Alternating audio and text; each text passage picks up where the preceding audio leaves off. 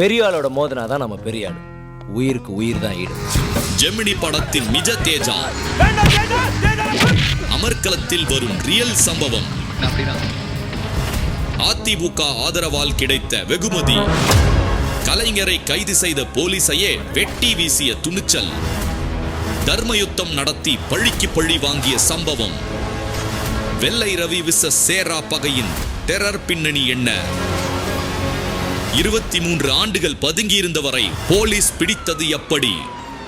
ரவுடியாக அவதாரம் எடுத்த போலீஸ்காரன் வட சென்னையையே ஆட்டி படைத்த பர்மா தமிழன் யார் இந்த சேரா என்கிற சே ராஜேந்திரன்? விரிவாக அலசுகிறது கிரைம் ஸ்டோரி எ ஜர்னலிஸ்ட் தொடர். இனி வீட்லயே பானிபூரி செய்யலாம் எல்லாரும். ஆச்சி பானிபூரி கிட். தீபஜோதியில் இல்லங்களிலும் உள்ளங்களிலும் பவித்ரம் பரவட்டும். நான் ஒரு சினிமாவுடைய கதையை சுருக்கமாக சொல்லலான் இருக்கேன் சார். ஒரு ஹீரோ வில்லன். ஹீரோவும் ரவுடி தான், வில்லனும் ரவுடி தான். 2 பேருமே வந்து சென்னையை ஆட்டி படைச்சிட்டு இருக்கிறாங்க. ஒரு டைமில் வந்து பயங்கரமான ஒரு கோல்டு வாரே நடக்குது. திரும்ப அப்போ வந்து ஒரு போலீஸ்காரர் ஒருத்தர் வராரு. 2 பேரும் சேர்த்து வைக்கிறேன் அப்படின்னு சொல்கிறாரு. 2 பேரும் நாங்கள் சேர்ந்து இருக்கிறோம், திருந்தி வாழ்கிறோம் அப்படின்னு சொல்கிறாங்க. ஆனால் மறுபடியும் அதே கிரிமினல் வேலைகளை தான் பண்ணுறாங்க. நம்ம 6 மாதம் முன்னாடி பேசியிருக்கோம் முத்து சார். ஜெமினி படம். தேஜா, சொசைட்டிக்குள்ளே நீ திரும்ப நுழைய பாஸ்போர்ட் கொடுத்தேன், பயன்படுத்திக்க தெரியாம பாழாக்கிட்ட. இந்த படம் வந்து நிஜமாவே ஒரு நிழலுலக தாதா பேஸ் பண்ண ஒரு படம் அப்படின்னு சொல்லிட்டு நம்ம சொல்லியிருந்தோம். வெள்ளை ரவி அப்படிங்கிற ஒரு கேரக்டரை பற்றி ரொம்ப டீட்டெயிலாகவே பேசியிருந்தோம். அதுக்கு ஆப்போசிட்ல இருந்தவர் தான் சேரா அப்படிங்கிற ஆள். சொல்லப்போனால் சேரா தான் வந்து ஜெமினி படத்தில் சொல்லக்கூடிய விக்ரம் அப்படிங்கிற கேரக்டருடைய. இந்த சேராங்கிறவர் வந்து ஒரு 24 வருஷமா தலைமறைவா இருந்தாரு அப்படின்னு சொல்லப்பட்டுச்சு. ஒரு காலத்துல வந்து சென்னையவே ஆட்டி படைச்ச ஒரு ரவுடி. இப்போ அவரை வந்து காவல்துறை வந்து கைது செஞ்சிருக்காங்க அப்படிங்கிறதா ரொம்ப பரபரப்பான ஒரு செய்தி. ஸோ இந்த சேரா யாரு, சேராவுடைய நெட்வொர்க் எப்படி இருந்தது, இத்தனை நாள் சேரா எங்க இருந்தாரு அப்படிங்கிறதெல்லாம் நம்ம டீட்டெயில்டா சொல்ல பேசுகிறோம். நீங்கள் அந்த படத்தில் சொன்னீங்கல்ல, அதை மட்டும் முதல்ல ஸ்குவாஷ் பண்ணிவிடுவோம். ஏன்னு கேட்டால் விக்ரம் தான் இவர், சேரா தான் இவர், கலாபவன் மணி அப்படின்றல 2 பேருமே கிரிமினல் தான். திருந்தி தொலையண்டா. எனக்கு இது விட்டா வேற வேலை தெரியாத மூலக்காரா. 2 பேருமே வந்து கலாபவன் மணி தான் நிஜ வாழ்க்கையில். யாரோ விக்ரம் கிடையாது. இப்போ சேரா இப்போ பிடிச்சிருக்காங்கல்ல, முத்துக்குமார் சொல்லிட்டு டெப்டி கமிஷனர் புளியந்தோப்பு, அவர் பிடிக்கிறதுக்கு நிறைய வாய்ப்பு இருக்குது. நான் அவரை பற்றியும் சொல்லணும். உளவு பிரிவில் வேலை பார்த்தவர். இப்போ சட்டம் ஒழுங்கு டெப்டி கமிஷனர் இருக்கிற கூடுதல் விஷயம் எல்லாம் சேர்ந்து தான் அவர் வந்து பிளான் பண்ணி ஆந்திராவில் சித்தூர் பக்கத்தில் தங்கி இருக்கிறதா தகவல் கிடைச்சி பிடிக்கிறாங்க. முன்னாடி வந்து சோமுன்னு சொல்லி ஒரு அக்யூஸ்ட், அவன் வந்து 10 வருஷம் சேராவுடைய அசோசியேட். முதல்ல சோமு தான் பிடிக்கிறாங்க. பிடிச்சி சோமு பிடிச்சி உழுக்கினதுல சேரா எங்கே இருக்குது அப்படின்னு சொன்னோம். சேரா பிடிக்கிறாங்க. சேரா வந்து அடிப்படையில் பார்த்தீங்கன்னா சிவகங்கை மாவட்டம். அங்கேருந்து தான் இவ்வளோ நாள் இருந்து சென்னையில் இந்த 24 வருஷமா சிவகங்கையில் இருந்துட்டு தான் சென்னை ஆப்ரேட் பண்ணிட்டு இருந்தது. மற்ற மாவட்டம் இருந்தது. இப்போ சேராம வயசாகிடுச்சு ஒதுங்கிட்டார் அப்படின்லாம் சொல்கிறதுக்கு இல்லை. சேராவுடைய பையன் கதிரவன், அவன் நம்பர் 1 தாதாபா வட சென்னையில் ரொம்ப நாளாக இருந்து இப்போ தான் போலீஸ் வந்து அவர் ரொம்ப ஒரு வழி பண்ணி கொஞ்சம் ஒதுங்குற அளவுக்கு போலீஸ் ஆகிட்டாங்க. இல்லைன்னா அது இன்னொரு அது பரம்பரையாக தொடரக்கூடிய ஒரு விஷயமாக தான் இருந்தது. இப்போ எல்லாமே நம்ம பேசுவோம் சார். ஆமாம். முதல்ல சேரா யாரு, சேரா எப்படி வந்தாரு அப்படிங்கிறதெல்லாம் நம்ம தெரிஞ்சுக்கணும். குறிப்பாக சொல்லப்போனால் அவர் வந்து ஒரு காவல்துறை அதிகாரியாக இருந்து தான் பின்னால் ரவுடியாக இருக்கார். அந்த கதையும் தெரிஞ்சுக்கணும். சேராவுடைய சித்தப்பா வந்து சுப்பையான்னு சொல்லிட்டு வேசார்படியில் ரொம்ப ஃபேமஸ். அவருக்கு எதிர்க்க ஒரு டீம் பெஞ்சமின் கிட்ட இருக்கக்கூடிய ஆள்களில் ரவிங்கிற ஒரு கேரக்டர் ரொம்ப வேகமாக இருக்காப்புல. வெள்ளை ரவி ஸ்பீடாக இருக்கிறதுனால வெள்ளை ரவிகிட்ட இந்த அசைன்மெண்ட்டை ஒப்படைக்கிறாப்புல பெஞ்சமின். எப்படியாவது சுப்பையா கதையை முடிச்சிருக்கு. சுப்பையா வந்து அப்போ இறக்கும்போது ஒரு 55-60 வயசு இருக்கும். அவர் அரசு ஸ்டான்லி மருத்துவமனை வட சென்னையில் ரொம்ப பக்கத்துலலாம் இருக்கக்கூடிய மருத்துவமனை, அங்கே சிகிச்சைக்காக போயிருக்காரு. பிளான் பண்ணி மருத்துவமனையில் வச்சு கொலை. அதுக்கு பிறகு வந்து சுப்பையா டீமில் ஆள் இல்லை, அடுத்த ஆள்கள் யாரும் பெருசாக இல்லை. அப்போ தான் வந்து போலீஸில் இருக்கக்கூடிய சே புள்ளி ராஜேந்திரன், அதை சுருக்கி சேரா, அவர் போலீஸில் இருக்கிறார்.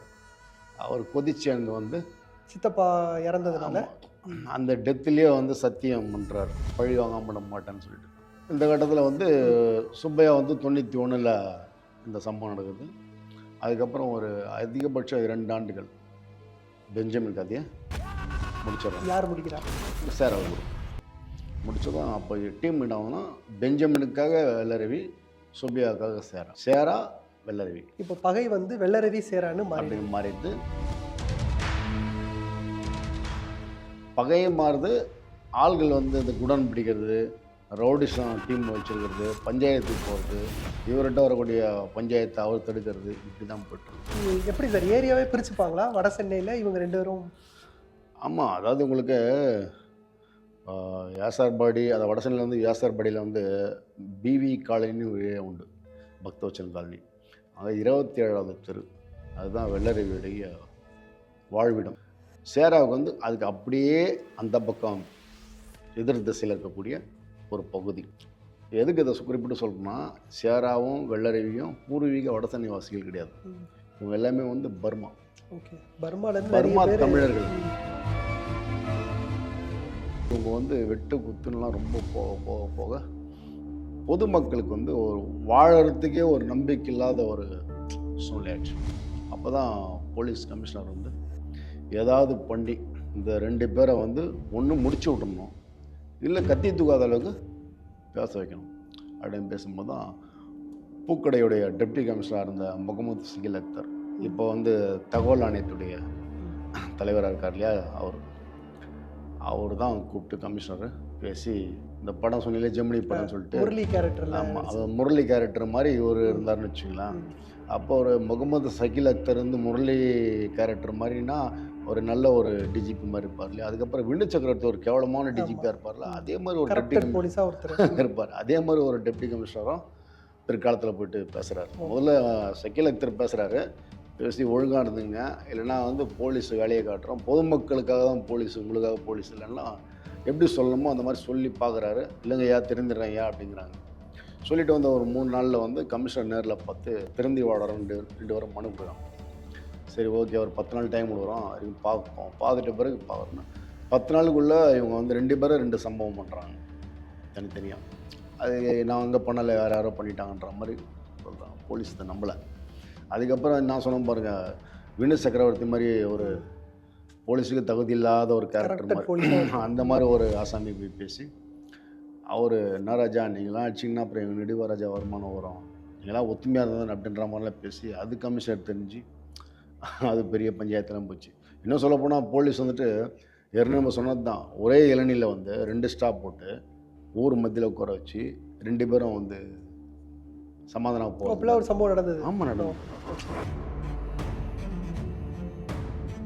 அப்போ ஒரு வாரப்பத்தியில் வந்து நம்ம நண்பர் ஒருத்தர் பிரவீன் பிலிப்புன்னு சொல்லிட்டு இப்போ விண்டியலோட ஒர்க் பண்ணுறாரு, அவர் ஒரு செய்தி ஒன்று எழுதியிருந்தார். அப்போ அதில் ஒரு தலைப்பு ஒன்று வச்சுருந்தாங்க, ஹாட்டான ரவுடிகளை கூழாக்கிய இளநீர் அப்படின்ற மாதிரி வச்சுருந்தாங்க.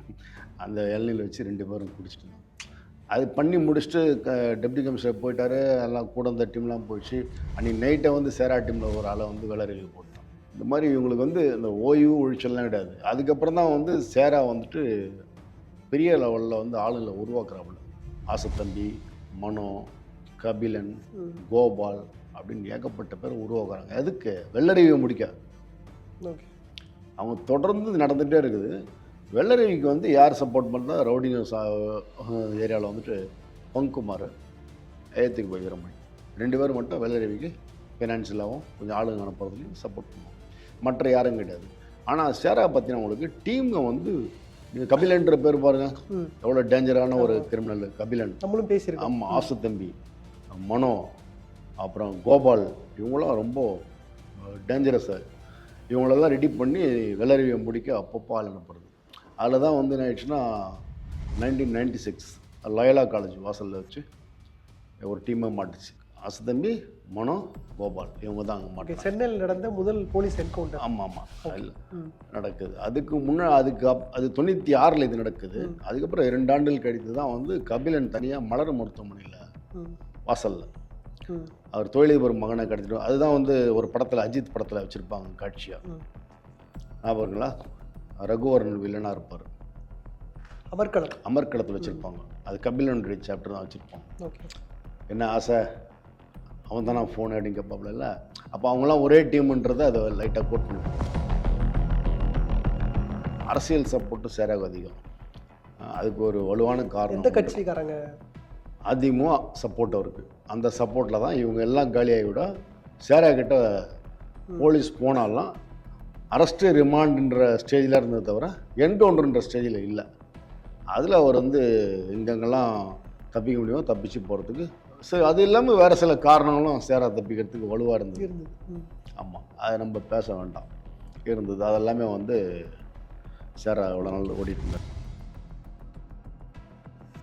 வெள்ளரவி வந்து எப்படி?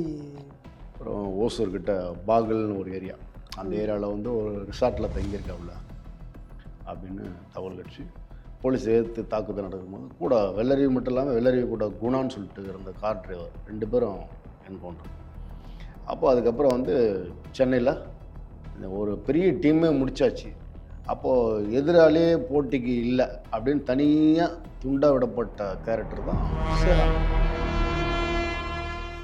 அதுக்கப்புறம் வந்து சேரா தனிப்பட்ட முறையில் போய்ட்டு பெருசாக எதுவும் பண்ணுற அளவுக்கு இந்த ஒரு 20 வருஷமாக எந்த ரெக்கார்டும் இல்லை.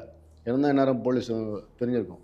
24 வருட தலைமறைவுங்கிறது போலீஸ்க்கு பயந்து தலைமறைவாக இருந்தாரா, இல்லைன்னா பதுங்கிருந்து ஆப்ரேட் பண்ணணும் அப்படிங்கிற? என்கவுண்டர் பயந்து தான் தலைமறைவாக இருக்கிறது. இல்லை, உங்களுக்கு பொதுவாகவே செல்வாக்கு உள்ள ரவுடி, செல்வாக்கு இல்லாத ரவுடின்னு இருக்குதுங்க. செல்வாக்கு உள்ள ரவுடி வந்துட்டு ஏதாவது காரண காரியத்தில் ஜெயிலுக்கு அமைச்சிருவாங்க, உயிர் இருக்கும். செல்வாக்கு இல்லாதவங்க தான் மாட்டிக்கிறது. படைபலமோ ஆள் பலமோ சமூக பலமோ நிறைய விஷயங்கள் இருக்குது பின்னாடி. அப்படி தான் சேரா எவ்வளோ நாள் இருந்தது. இப்போ வந்து சிட்டி போலீஸ் கமிஷனர் அருண், இப்போ நம்ம சொன்ன பாருங்க புளியந்தப்பு டிசி முத்துக்குமார், இந்த மாதிரிலாம் சில ஆஃபீஸர்லாம் வந்துட்டு என்ன இருந்தாலும் ரவுடி தானே, நீ உள்ளே தானே இருக்கணும், நீ என்ன தலைமறைவாக இருக்கிற, எங்கள் கேபினில் வாடா அப்படின்னு பிடிச்சிருக்காரு. அப்படி தான் நம்ம பார்க்க முடியும். மக்களுக்கு ஒரு நிம்மதி. ஏன்னா தலைமறைவாக இருக்கான்னும் போது ஒரு ஆள் இருக்கான்றது ஒரு விஷயம் இருக்குது இல்லை. அப்போ திடீர்னு யாரோ ஒருத்தன் ஃபோன் பண்ணி, அப்பா சேரா ஆள் பண்ணு, என்ன லேண்டு பிரச்சனை போயிட்டே இருக்குது, என்ன பண்ணுறீங்கன்னு கேட்டான்னா சேராவே சொல்லனாலும் சரி, அந்த சேரா பேரை சொல்லி சொல்கிறதுக்கு ஒரு வாய்ப்பு இருக்குது இல்லை. அப்போ சேரா உள்ளே இருக்கிறது தானே பெஸ்ட். இந்த இடத்துல சேரா டீம் வந்து எவ்வளோ டெரரான ஆட்கள் அப்படிங்கிறதுக்கு ஏதாவது ஒரு சாம்பிள் சொல்லுங்கள். டெரரானு சொல்லும்போது நான் சொன்னேன், ஆசை தம்பி, கபிலன், மனோ, கோபால், இவ்வளோ பேரை வளர்த்து பெரிய டீமாக வச்சுருந்தாள். அப்போ ஏரியாவிலே போய்ட்டு அரெஸ்ட் பண்ணுறதுக்கு ஒரு போலீஸ் அதிகாரி போனால் எப்படி இருக்கும்? அப்போ வந்து வியாசார்படி இன்ஸ்பெக்டராக இருந்தவர் முருகேசன். அந்த முருகேசன் யாருன்னா கலைஞர் கைது கதாநாயகன், அசிஸ்டன்ட் கமிஷனர் போலீஸ் இருந்தார்ல, அவர் தான். அதுக்கப்புறம் ஆமாம், அப்போ வந்து இன்ஸ்பெக்டர் அவர் தான் வந்து இந்த டீமை பிடிக்கிறதுக்கு. அதான் அதில் ஒரு பெரிய விஷயம் என்னென்னா, நம்ம ஒரு முருகேசனை பாராட்டணும். அந்த இடத்துல அந்த டீமு வந்து எங்கே இருக்குதுன்னு சொல்லிட்டு தெரிஞ்சுக்கிட்டு அந்த டீமை பிடிக்கிறதுக்கு தனிப்பட்ட முறையில் யாருமே போக மாட்டாங்க. அந்த காலகட்டம் அவ்வளோ மோசம். 100 பேர் இல்லாமல் சும்மா போய்ட்டு பேச கொள்ள அப்படி கூட இருக்கலாம், பிடிக்கணுன்ற மைண்ட் செட்டோட உள்ளே போயாச்சுன்னா குறைஞ்சது ஒரு 100 போலீஸ் இல்லாமல் போக முடியாது. அது முருகேசன் கொஞ்சம் தைரியமான ஆள் கூட, ஏன்னா நம்மளுக்கு தெரிஞ்சவர் தான், அதனால் சொல்கிறேன். 6 அடி 2 அங்குலம் இருப்பார். அவர் உள்ளே போகிறார். மனோகரன் சொல்லிட்டு ஒரு ஹெட் கான்செப்ட் தான் ஜீப் ஓட்டிகிட்டு போகிறார். போயிட்டு உள்ளே போயிட்டு ரவுண்ட் பண்ணிடுறாரு. பண்ணி துப்பாக்கி எடுத்து அவ்வளோ பேர் வாங்கடா ஃபுல்லாக நில்லுங்கண்ணா அவ்வளோ பேர் நிற்க வச்சு ரெடி பண்ணுறாரு. பின்னாடி இருந்து ஒருத்தன் வந்து போட்டுடுறான் அவரை, முருகேசன். ஓகே, போட்டதும் நில குப்புற கீழே வந்ததும் உடம்புல ஏகப்பட்ட வெட்டி அந்த துப்பாக்கியும் எடுத்துகிட்டு போயிட்டாங்க. நான் அப்போ வந்து ஸ்டான்லி ஹாஸ்பிட்டலுக்கு ஒரு வேலையாக வந்திருக்கேன். அப்போ பூக்கடை ஏசி மீனாட்சி சுந்தரம்னு சொல்லிட்டு ஒருத்தர், அவர் நாகப்பட்டினம் எஸ்பியாக இருந்து ரிட்டையர் ஆனார். வைகோ இருக்கார் இல்லையா, அவருடைய கல்லூரி தோழர், ரொம்ப ஆனஸ்டான ஒரு ஆஃபீஸர். அவர் தான் ஓடியாரார். ஓடியாந்து அந்த உள்ள அந்த நேரத்தில் வந்து இருந்த ஒரே ஒரு பத்திரிகை நிருபர் நான் தான். ஃபோட்டோ எடுத்தேன், பிடிச்சி பிடுங்கி விட்டு, ஏங்க என்னங்க ஒரு அதிகாரி அந்த மாதிரி இருக்கார், ஃபோட்டோ எடுக்கிறீங்க, போங்கண்ணா, இல்லைங்க வாங்க அப்படியும் அப்படின்னு சொல்லிட்டு நம்ம 2-3 படம் எடுத்தாச்சு. அன்றைக்கி வந்து அது தினகரில் சிறப்பு செய்தியாக நம்ம பதிவு பண்ண வச்சுக்கலாம். அது ஒரு விஷயம். அப்போ வந்து அந்த அவங்களோட கொடூரம், ஒரு போலீஸ் இன்ஸ்பெக்டர் கவலையே படலை. அதுக்கு பிறகு தான் இவங்க வந்து ரொம்ப சீரியஸாக இறங்குறாங்க. அந்த டீமில் வந்து ஒரு 50-60 பேர் மேலே பிடிச்சி போலீஸ் என்னென்ன பண்ணுமோ அவ்வளோ பண்ணி ஓரவிட்ட ஓடிட்டானுங்க. அந்த சம்பவம் நடந்த கொஞ்ச நாள் தான் பெஞ்சமினை வந்து இந்த டீம் முடிக்குது. சேரா டீம். ஸோ இப்போ சிறையில் இருக்கிறாரு சேரா. அடுத்து சேராவை என்ன பண்ண போகிறாங்க?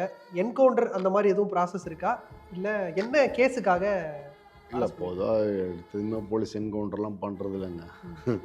அது வந்து ரொம்ப பெரிய ஏகப்பட்ட அச்சுறுத்தல் பொதுமக்களுக்கு இருந்தாதான் நிம்மதி இல்லாமல் போச்சு அப்படின்னும்போது ரொம்ப சீரியஸாக தேடுவாங்க.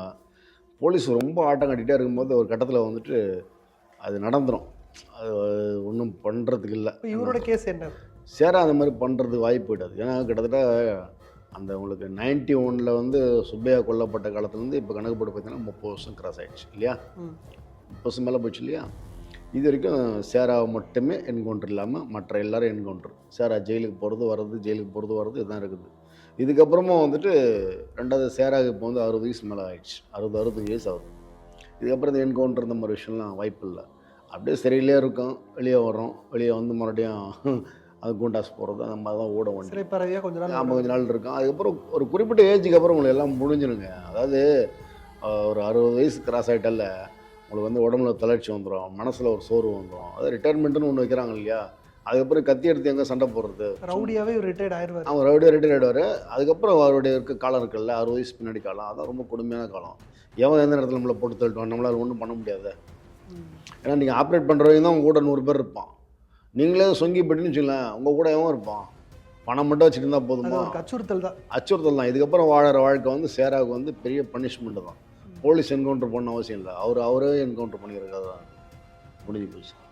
சேராவோட மகன் இப்போ மறுபடியும் அவர் வந்து ரவுடியாக ஃபார்ம் ஆகிட்டு. ஆமாம், கதிரவன் சொல்லிட்டு அவர் 10 வருஷத்துக்கு முன்னாடியே வந்து இட்லிஸ்ட்டு பேசுகிறபடி அந்த வடசென்னை பகுதியில் வந்து ஒரு 10-15 காவல் நிலையத்தில் வந்து குற்றப்பணி வழக்கெல்லாம் இருக்குது. மிஸ்ஸா குண்டாஸ் போட்டிருக்காங்க. அப்புறம் தொடர்ந்து சிறைப்பறவை தான் அவரும். கட்சி ஆதரவு எதுவும் இருக்கா? அவர் கட்சி ஆதரவுலாம் ஒன்றும் கிடையாது. சேரா வந்து தெளிவான ஆள். சேரா வந்து என்னென்ன வகையில் நம்ம போனால் பாதுகாப்பாக இருக்கலாம்னு சொல்லிட்டு. ரெண்டாவது வந்து போலீஸில் இருந்தால் போலீஸ் மூலையும் கொஞ்சம் வேலை செய்யும், மற்ற ரவுடிசமும் கலந்து போயிடுச்சுல்ல, அதில் ரொம்ப தெளிவாக எங்கெங்கே ஆப்ரேட் பண்ணோம், எப்படி தப்பின்னு நல்லாவே தெரியும். ரெண்டாவது பிள்ளையை பற்றி அவர் கண்டுக்கிடலாம். பிள்ளையை கண்டுக்கிட்டு இருந்தாருன்னா அவர் கூட சிவகங்கையில் கொண்டு வச்சுட்டு இருந்துக்கலாம். பிள்ளை ஒரு மாதிரியாக போகும்போது ஒன்றும் பண்ண முடியாது, அதனால் அப்படியே விட்டாச்சு. அவனும் இப்போ அந்த பையனும் வந்து பெருசாக இல்லை, அப்படியே இது பண்ணிட்டாங்க, முடிச்சு விட்டாங்க, செயல்படாத அளவுக்கு ஆக்கிட்டாங்கன்னு சொல்லலாம். ரொம்ப வேகம்லாம் கிடையாது. அதனால் சேராவுக்கு ஒரு பெரிய ஆள் அடுத்து வாரிசு இருக்குது அப்படின்ற மாதிரிலாம் ஒன்றும் சொல்கிறதுக்கு இல்லை. இனி வீட்லயே பானிபூரி செய்யலாம் எல்லாரும். ஆச்சி பானிபூரி கிட்.